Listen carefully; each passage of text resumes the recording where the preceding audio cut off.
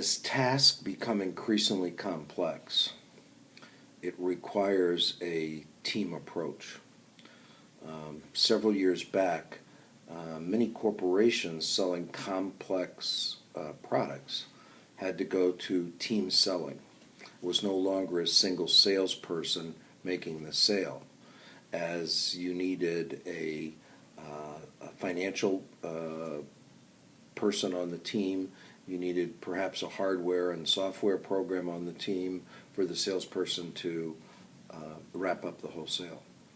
I'd say in many cases, as teaching has become increasingly complex because of the complexity of the standards we're asking students to reach, the sense of team has become more and more critical.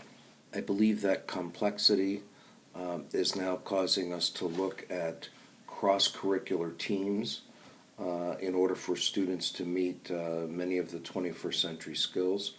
I think it's calling for vertical teams as exit outcomes at one grade level or at one program require a series of successful skill completion, and so the teachers in that vertical group have to be connected as a team.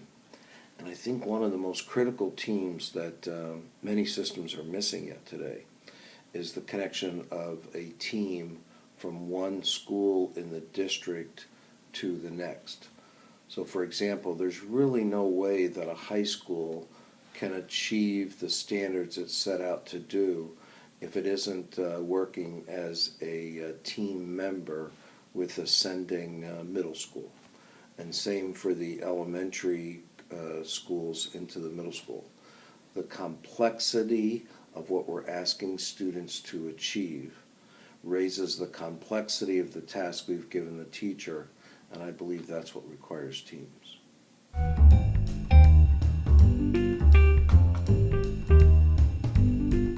For people to function effectively as a team, they must develop a high degree of trust. And I can't figure out how we can build trust among teachers who never see each other work.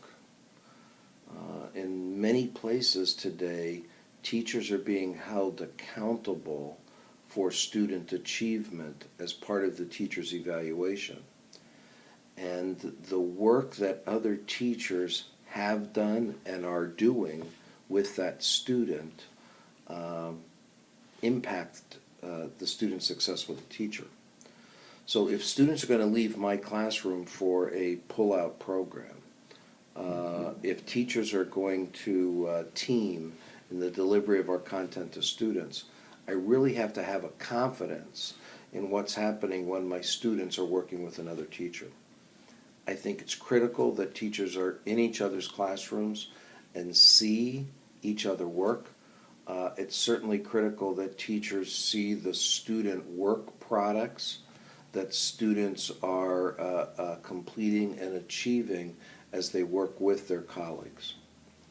When a teacher's in another classroom and says to him or herself, if my child went to this school, I'd be excited to have my child in that classroom. Now you've got the trust that will really unite a team to work together to reach their student achievement goals.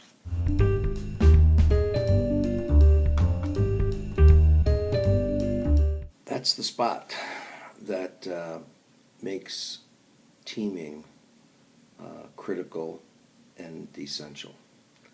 As a team, we take shared accountability for student success, but we also take shared accountability for each team member's success. I think that's missing in schools where teaming doesn't exist. Colleagues in those schools have no reason to both support and challenge their teaching colleagues to be all that they can be. It's not easy, and it's the reason that a lot of people want to avoid observations of their colleagues.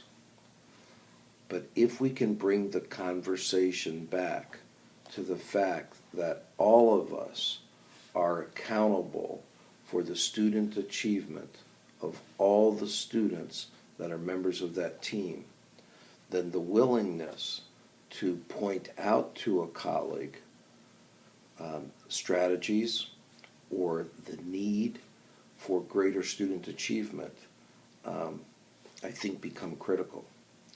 At the bottom line, when we remember that our students deserve us taking those actions, our students are worth us taking the risk to build the relationships with each other that would cause us to assist, support, and hold each other accountable.